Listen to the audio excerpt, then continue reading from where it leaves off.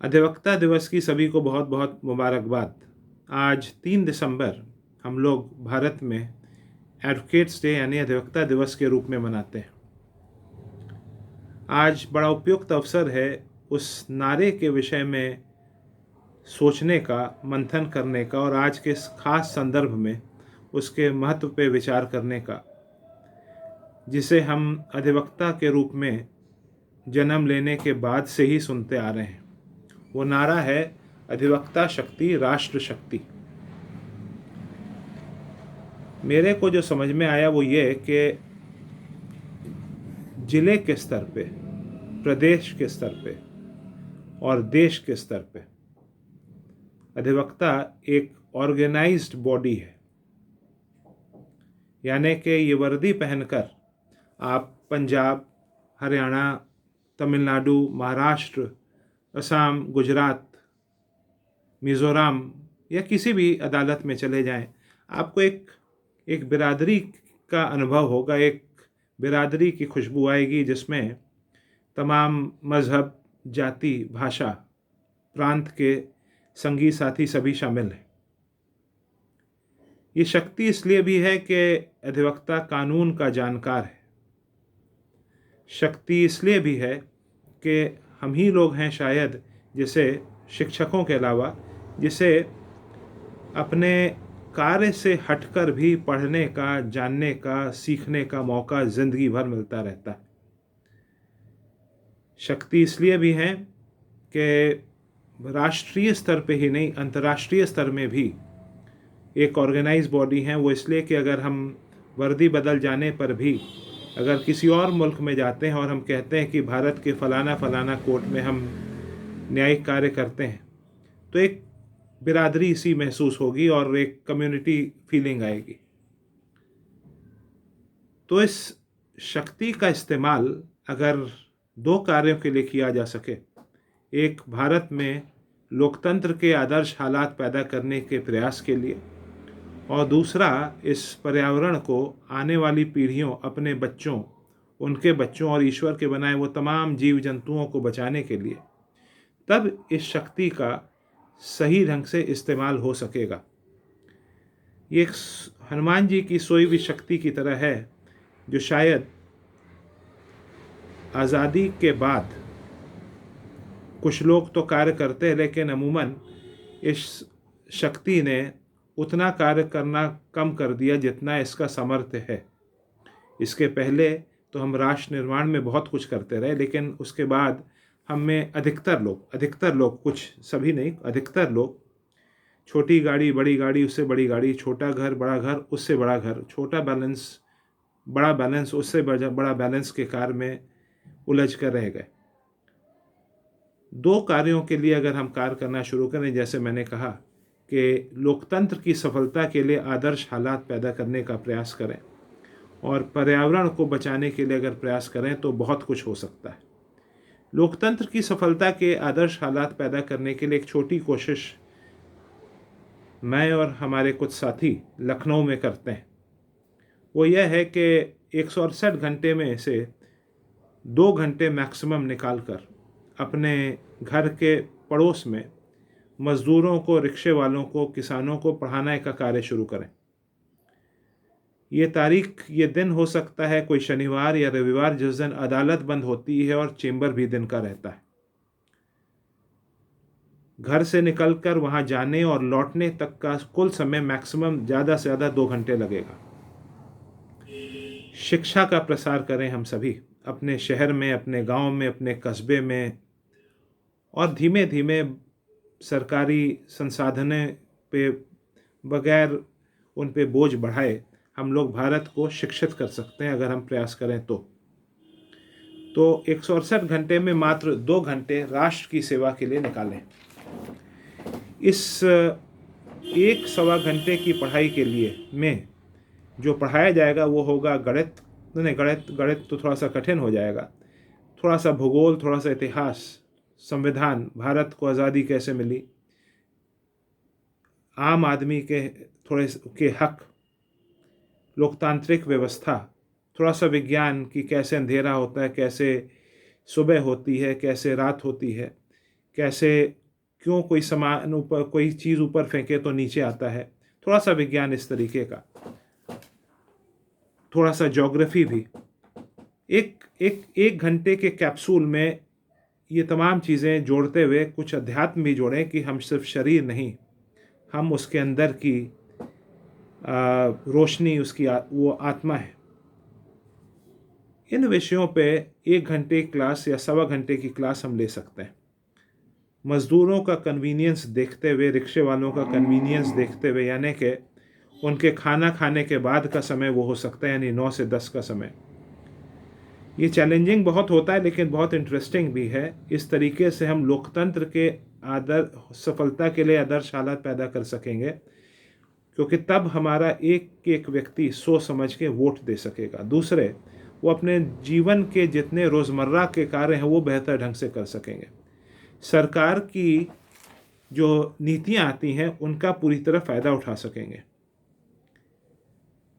अपने और भी कार्य, जो भी कार्य वो कर रहे हैं, मजदूरी, खेती, रिक्शा का चालन, वो कार्य एक शिक्षित व्यक्ति बेहतर ढंग से कर सकेगा। और इसमें हमें ध्यान रखना होगा, स्वामी विवेकानंद जी ने जो कहा था कि सदियों की अशिक्षा और गरीबी ने हमारे लोगों की सोचने की शक्ति ख़त्म कर दी। तो आग्रह है कि 1 घंटा निकाल कर अपने घर के बगल में, फ्लाईओवर के नीचे या कहीं ऐसे जगह जहां वो रिक्शे वाले मज़दूर सोते हों, आराम करते हो, वहाँ उनकी परमिशन लेकर, उनकी सहूलियत देखते हुए 1 घंटा अपने 2-3 मित्रों, 4 मित्रों के साथ पढ़ाएं। और ग्रेजुअली होते होते बहुत जल्द भारत को हम बड़ों को शिक्षित कर सकते हैं। दूसरा विषय जिस पे हमारी शक्ति को कार्य करना चाहिए वो है पर्यावरण को बचाने के कार्य। पर्यावरण का बहुत तेज़ी से क्षय हो रहा है और रफ्तार कुछ ऐसी है कि अगर हमने जल्द कोई तेज़ी से कार्य कोशिश नहीं की तो शायद मात्र 20 साल बाद एक एनवायरमेंटल डाउनस्लाइड का स्टेज एक इरिवर्सिबल और इररिपेरेबल हो जाएगा, यानी कि उसको अब रोकना असंभव हो जाएगा। कुछ आंकड़े बड़े भयावह हैं जो पहले भी मैंने चर्चा किया। इस धरती पे 3 लाख साल पहले पहली बार होमो सेपियंस आया, यानी कि जो बानरों से बढ़ते बढ़ते हमें होमो सेपियंस का शक्ल आया और हम पहली बार हंटिंग और स्कैवेंजिंग हमने शुरू करी। लगभग उससे काफ़ी लंबे समय बाद, यानी 12,000 साल पहले आज से लगभग, हमने खेती शुरू की। तो देखने को ये आ रहा है कि सदियों से जिस धरती पे जीवन पलता रहा, तमाम सभ्यताओं, भाषाओं, कला, संस्कृति, विज्ञान, धर्म ने जन्म लिया, वो धरती बहुत तेज़ी से मारी जा रही है और इसके आंकड़े बड़े भयावह हैं जो आप सभी अक्सर अखबारों में पढ़ते हैं। लेकिन फिर भी 2-4 आंकड़े आवश्यक होंगे इस समस्या की अर्जेंसी को बताने के लिए। एक आंकड़ा ये है कि 2065 तक ग्लोबल वार्मिंग के कारण समुद्र के जल स्तर 24 से 30 सेंटीमीटर होने का अंदेशा है। 2100 तक 40 से 63 सेंटीमीटर बढ़ने का अंदेशा है। और उसी तरीके से उम्मीद यही है कि आने वाले 20 साल में शायद इसका टेम्परेचर 1.5 सेंटीग्रेड सेल्सियस बढ़ जाए। प्लास्टिक का इस्तेमाल का आलम यह है कि समुद्र में 2050 तक अगर इसी रफ्तार में चीज़ें बढ़ती रहीं तो मछलियों से ज़्यादा प्लास्टिक हो जाएगा। ग्लोबल वार्मिंग के असरों में भी कोरल रीफ्स लगभग 80 से 90% समाप्त होने का अंदेशा है इस 2100 तक। पिछले 1950 से अभी तक 40% फाइटोप्लैंक्टॉन्स समाप्त हो गए हैं। ग्लेशियर्स पिघल रहे हैं, मौसम बदल रहे हैं, नए नए बीमारियों का जन्म हो रहा है, जंगलों की आग बहुत आम हो गई है, पानी का लेवल गिर रहा है, हवा जहरीली और जहरीली और जहरीली होती जा रही, नदियों के सूखने का, नदियां धीमे धीमे गंदा काला नाले में तब्दील हो गई हैं। और इसी तरीके से बहुत सारी चीज़ें हैं जिससे हम देखते हैं कि आने वाला समय हमारे बच्चों और उनके बच्चों के लिए बहुत कठिन हो जाएगा अगर हमने कुछ नहीं किया तो इसलिए ऐसे में आग्रह यह है कि हम अधिवक्ता अपने जीवन को पर्यावरण समर्थित बनाने का प्रयास करें और जहाँ तक हो सके प्रकृति विरोधी शैली कम करने का प्रयास करें और अपने एग्जाम्पल के ज़रिए इर्द गिर्द औरों को भी कहें कि साहब आप भी अपने बच्चों और उनके बच्चों की खातिर पर्यावरण को बचाने का प्रयास करें। ये तरीके हो सकते हैं पानी का नल धीरे खोलना, ये तरीके हो सकते हैं प्लास्टिक का इस्तेमाल कम करना, कम दूरी के लिए गाड़ी का इस्तेमाल ना करके हम पैदल चलें, साइकिल से जाएं। वो दिन कोशिश करें कि हमारी कोर्टों से चार्टर्ड बसेस आएँ और इतनी गाड़ियाँ सड़कों पे न उतरें, जो उसके कारण प्रदूषण भी होता है और कार्बन डाइऑक्साइड का एमिशन भी होता है, जो कि ग्लोबल वार्मिंग करता है। हम जब टॉयलेट्स में जाते हैं, जैसे यहाँ अपने हाई कोर्ट लखनऊ में, तो तमाम बत्तियां लगातार धारा प्रवाह जलती रहती हैं। उनमें जो एक्स्ट्रा बत्तियां हमें लगती हैं उन्हें ऑफ़ करें। यानी कि मैंने तो देखा कि शायद लगभग 4 लाइट्स ऑन हो तो हम दिन में आराम से उस वॉशरूम का यूज़ कर सकते हैं। तो ऐसे तमाम छोटी बड़ी चीज़ें सुबह उठने से जब हम वॉशरूम जाते हैं उससे लेके रात के सोने तक हम एनालाइज करें और उसको जितनी चीज़ें हम प्रकृति विरोधी पाते हैं उसको कर्टेल करें। हाँ, एक बहुत आवश्यक चीज़, एक कोशिश वो ये कि लैपटॉप, मोबाइल, इलेक्ट्रॉनिक गैजेट्स, ये टीवी, फ्रिज और उसके बाद गाड़ियाँ, इनको हम जल्द से जल्द, जो तुरंत नई टेक्नोलॉजी आती है या थोड़ा नए फीचर होते हैं बदलते हैं, उसको बदलना कम करें। हम हर चीज़ के लिए रिपेयर एंड रीयूज़ की कोशिश करें। इस तरीके से हम अपने जीवन को जितना हो सके वेस्ट क्रिएशन कम करते हुए प्रकृति सम्मत बनाएं, औरों को परसुएट करें। इसके अलावा छुट्टी जब आती है, यानी कि फ्राइडे इवनिंग से लेके संडे का समय जो होता है उस, और जो त्योहारों के दिन आते हैं, उसमें हम कुछ प्रकृति संबंधित विषयों के बारे में स्टडी करें, जैसे फाइटोप्लैंक्टॉन्स, फाइटोप्लैंक्टॉन्स, ग्लोबल वार्मिंग, उसके असर, ओजोन लेयर होल्स, उसी तरह ग्लेशियर्स का पिघलना, उसी तरह वेस्ट क्रिएशन का समस्या, उसी तरीके से nitrogen cycle, carbon cycle, hydrogen cycle, जो तमाम साइकिल्स ईश्वर ने बनाए जिसके ज़रिए जीवन इस पे चलता रहा, उसकी भी स्टडी करें। और इन तमाम चीज़ों के लिए आवश्यकता पड़े तो हम अपने बच्चों की किताबों में झांकें, अपने पोते पोतियों की किताबों में देखें, इंटरनेट का इस्तेमाल करें और अपना ज्ञान बढ़ाएं। और इस ज्ञान के ज़रिए हम लोग सोसाइटी को भी ज्ञान बांटें, उसको संवेदनशील करें और उन लोगों को, अपने परिचित लोगों को, गैर परिचित को परसुएड करें कि वो लोग भी अपने जीवन में प्रकृति विरोधी जीवन शैली कम करें। इसी तरीके से हम यह भी कर सकते हैं, और उसके अलावा सोशल मीडिया का इस्तेमाल, जो ये वीडियो बन रहा है इससे बेहतर वीडियो बनाकर और लेखनी लिखकर हम लोगों को मोटिवेट करें कि वो अपने लाइफस्टाइल्स को प्रकृति सम्मत बनाएं। इन चीज़ों के अलावा हमारे प्रोफेशन की खूबसूरती यह है कि लगातार नए नए युवा हर साल इस प्रोफेशन में आते हैं। हम समय निकाल कर उनसे बात करें, अपने तहसील में, जिला अदालत में, हाई कोर्ट में, सुप्रीम कोर्ट में, उनसे पूछें कि यार तुम्हारे मित्रों के बीच कभी पर्यावरण के डिक्लाइन को लेकर चर्चा होती है नहीं।